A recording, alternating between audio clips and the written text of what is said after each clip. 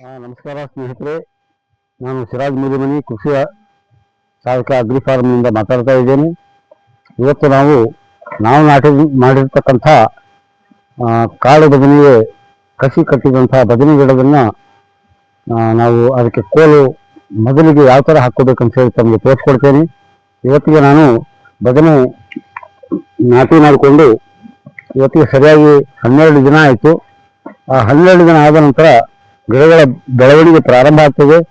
ತಪ್ಪಲ ಅಗಲಾಗಿ ಎಲೆಗಳು ಅಗಲಾಗಿ ಆ ಎಲೆಗಳು ಅಗಲದ ಭಾರದಿಂದ ಸಸಿ ಕೆಳಗಡೆ ಮಲಗುವಂಥ ಚಾನ್ಸ್ ಇರ್ತದೆ.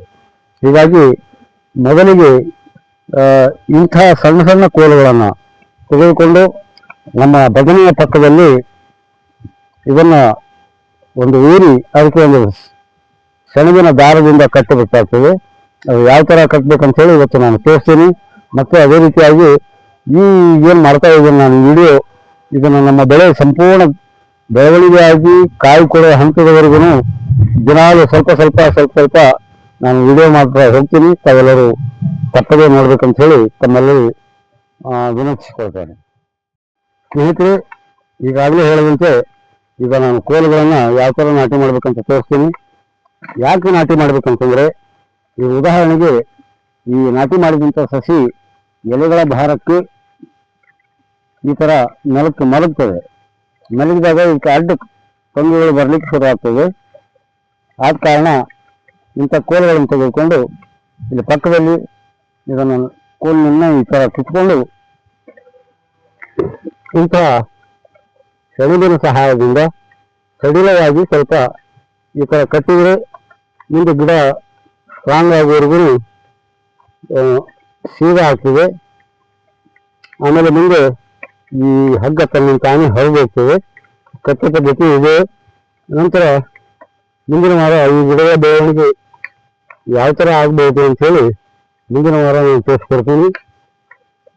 ನೋಡಿ ಸ್ನೇಹಿತರೆ, ಇದೆಲ್ಲ 12ನೇ ದಿನಕ್ಕೆ ಈ ಥರ ಬೆಳವಣಿಗೆ ಆಗಿದೆ.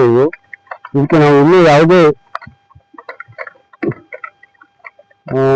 ಒಳಸುರಿಗಳನ್ನು ಕೊಟ್ಟಿಲ್ಲ. ನಾವು ಇದು ಸಂಪೂರ್ಣ ಆರ್ಗ್ಯಾನಿಕ್ ಪದ್ಧತಿಯಲ್ಲಿ ಬೆಳೆಸ್ತಾ ಇದ್ದೀನಿ.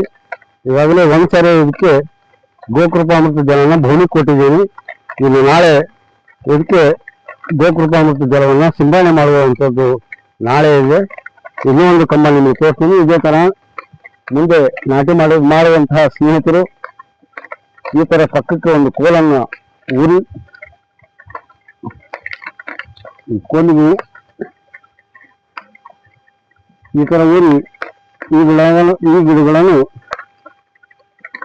ಇಂಥ ಸೆಣಬಿನ ಸಹಾಯದಿಂದ ಕಟ್ಕೋಬೇಕಾಗ್ತದೆ.